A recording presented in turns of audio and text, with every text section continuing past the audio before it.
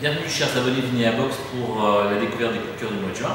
Je suis avec une des toutes premières abonnées Vinéabox, Émilie. Tout à fait. Soyez la bienvenue. Merci Franck et bienvenue à vous également. Alors on va partager une belle découverte que j'ai fait récemment. Alors la Provence c'est ma région, moi je suis originaire d'Antibes et j'ai découvert ce domaine de Curbéas qui a la particularité d'être à Fréjus. Donc Fréjus, je ne sais pas si vous connaissez un peu la région, il y a le magnifique massif de l'Estérel, qui est un ancien volcan avec des roches noires et rouges, qui sont des roches volcaniques, et ça va donner au vin un caractère bien particulier.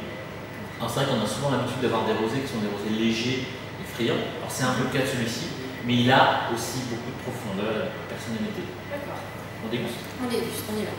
Alors c'est vrai que souvent, le rosé, on a plutôt tendance à se dire c'est pas du vin. Mais en fait, moi j'aimerais juste vous dire que faire un vin rosé, c'est peut-être beaucoup plus difficile qu'un blanc et qu'un rouge. Parce qu'il faut trouver l'équilibre entre la finesse et la puissance. Et surtout, le plaisir. Alors, les rosés de Provence, ils ont cette caractéristique d'avoir des robes assez pâles.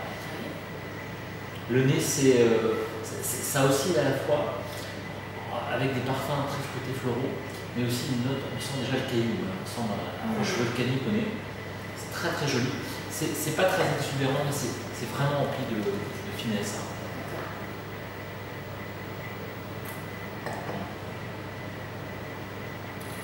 Moi, ce que j'aime, c'est cette longueur en bouche. C'est à la fois léger et parfumé. Il y a aussi beaucoup de caractère. Et c'est certain qu'en accord, on peut faire plein de choses. Alors rien qu'hier soir, je me suis fait un plaisir. C'était une tranche de pain grillée comme ça, frottée avec de la tomate cœur de bœuf, un filet d'huile d'olive et un peu de jambon cru espagnol. C'était divin. J'ai bu Angelico, c'est le nom des cuvées avec, c'était excellent. Alors moi j'imagine aussi, pourquoi pas, une magnifique salade avec des rougets, un tout petit peu de concassé de tomate dessus, un peu d'olive coupée comme ça. On entend les garrigues, le pain parasol Et les cigales.